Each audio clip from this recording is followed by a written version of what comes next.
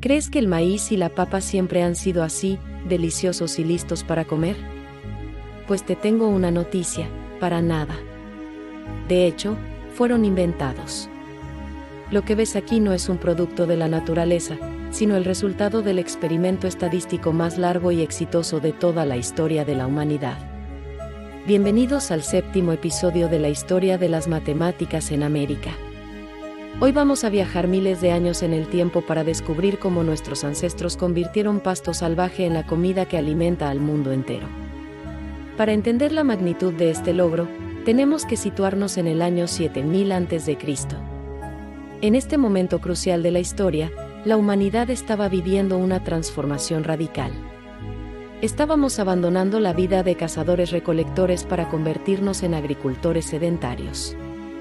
Esta revolución, conocida como la Revolución Neolítica o la Primera Revolución Verde, no ocurrió en un solo lugar, sino que fue un fenómeno global. Si miramos un mapa del mundo en esa época, vemos focos de innovación agrícola surgiendo de forma independiente. Por ejemplo, en China, en las fértiles riberas del río Yangtze, las culturas neolíticas como la de Emudu estaban en pleno proceso de domesticar el arroz salvaje. Aprendieron a controlar los ciclos del agua de los pantanos para cultivar este cereal que, milenios después, se convertiría en la base de la alimentación de media humanidad. Mientras tanto, a miles de kilómetros de distancia, en el creciente fértil del Oriente Medio, en asentamientos como Jericó o Ain Ghazal, la gente del Neolítico precerámico estaba haciendo algo similar. Pero ellos no trabajaban con arroz, sino con las gramíneas locales, el trigo y la cebada. Cada año, seleccionaban cuidadosamente los granos más grandes y robustos para replantarlos. Fue un proceso lento y metódico que transformó hierbas silvestres en los cereales que hoy son la base del pan y la cerveza en gran parte del mundo. Ahora, volvamos nuestra mirada a nuestro continente, a América. Aquí, nuestros ancestros también se unieron a esta revolución agrícola global, pero enfrentaron un desafío mucho mayor. A diferencia de sus contemporáneos en Asia y Oriente Medio, que eligieron plantas relativamente fáciles de domesticar, los primeros americanos se atrevieron con candidatos que, a primera vista, parecían imposibles. En la región de Mesoamérica, que abarca desde el centro de México hasta parte de Centroamérica, no había trigo ni arroz. Lo que sí había era una planta llamada teosinte. El teosinte es, básicamente, un pasto. Sus mazorcas son diminutas, de apenas 2 o 3 centímetros, con unos pocos granos duros como piedras, envueltos en una cáscara casi impenetrable. Nadie en su sano juicio pensaría que eso podría convertirse en una fuente de alimento. Pero nuestros ancestros lo hicieron. Y si nos vamos más al sur, a la cordillera de los Andes, la situación era igualmente compleja. Allí, en las alturas de lo que hoy es Perú y Bolivia, crecían tubérculos silvestres. Pero muchos de ellos no solo eran pequeños y amargos, sino directamente venenosos. Contenían altos niveles de glicoalcaloides, compuestos tóxicos que la planta usa para defenderse. Comerlos crudos podía causar desde malestar estomacal hasta problemas neurológicos graves.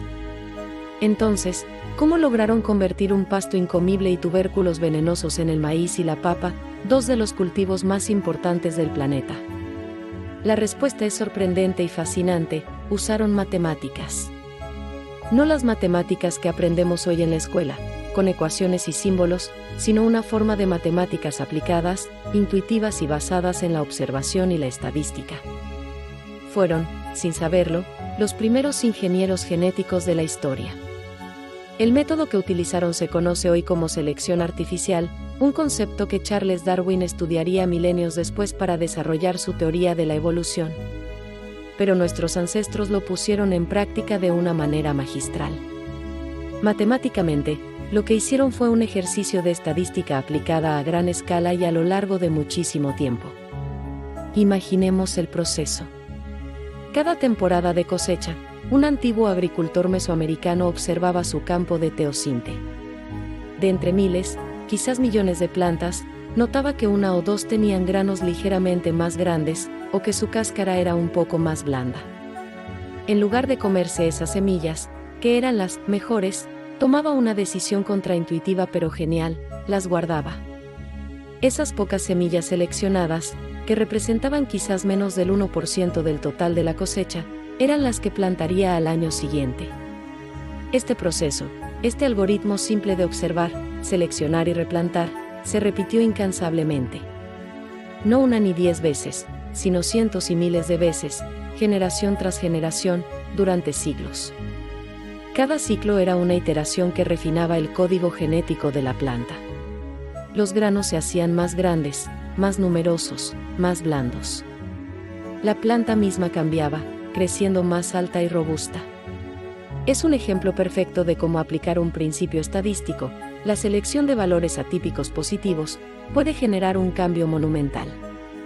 Ese pasto de 2 centímetros, a través de este larguísimo experimento, se convirtió en la mazorca de 20 centímetros que hoy usamos para hacer tortillas, arepas y palomitas. En los Andes, el proceso fue similar pero con un enfoque diferente. No solo buscaban tubérculos más grandes, sino también los menos amargos, es decir, los menos tóxicos. Probablemente desarrollaron métodos para procesar las papas y reducir su toxicidad, como remojarlas o cocinarlas de ciertas maneras. Pero al mismo tiempo, aplicaban la selección artificial. Si una planta producía papas con un sabor ligeramente menos amargo, esas eran las elegidas para la siguiente siembra.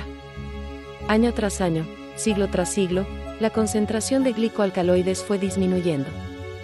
Además, al llevar estas plantas a diferentes altitudes y climas de la montaña, fomentaron una increíble diversidad genética.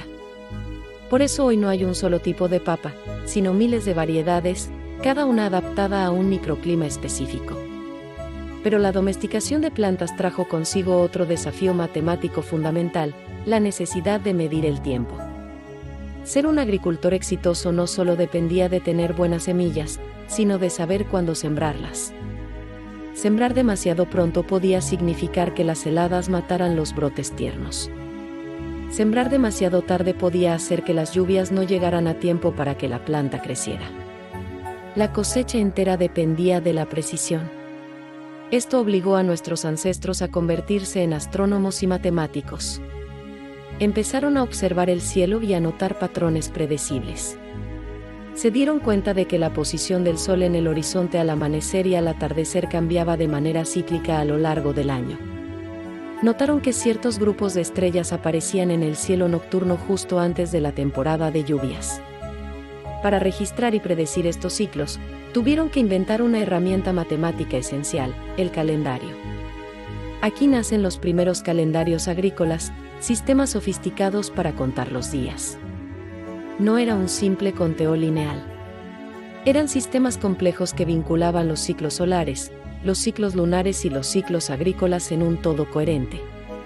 Estructuras como las pirámides y los observatorios que vemos en Mesoamérica no eran solo centros ceremoniales, muchos funcionaban como gigantescos relojes solares, diseñados para marcar solsticios y equinoccios con una precisión asombrosa. Sin esta capacidad de contar los días y predecir las estaciones, la agricultura a gran escala, y por lo tanto, la civilización misma, habría sido imposible. Cada cosecha exitosa era una victoria de la matemática aplicada. Así que, la próxima vez que te sientes a disfrutar de un buen plato de comida, piensa en esto. Si estás comiendo unos tacos, una arepa, un tamal o unas papas fritas, una causa limeña o un ajiaco colombiano, detente un momento y da las gracias. No solo a la persona que cocinó, sino a esos antiguos científicos americanos. Estás comiendo el resultado de miles de años de observación paciente, de cálculo estadístico y de ingeniería genética aplicada. El maíz y la papa no son solo comida. Son el regalo tecnológico y matemático de América para el mundo entero. Son el legado de nuestros antepasados. Si eres de México, Guatemala, Perú, Colombia, Bolivia o cualquier país de este increíble continente, siéntete orgulloso. Nuestros ancestros hicieron esto posible. Quiero ver a toda la comunidad de los dueños del maíz y la papa aquí. Por favor, escribe tu país y deja tu bandera en los comentarios para que todos veamos la herencia que compartimos. Si te ha gustado este viaje al pasado y has aprendido algo nuevo, te pido que me apoyes. Suscríbete al canal, Dale un buen like a este video y compártelo con tus amigos y familiares. Así me ayudas a seguir contando estas increíbles historias. Muchas gracias por acompañarme, y nos vemos en el próximo episodio.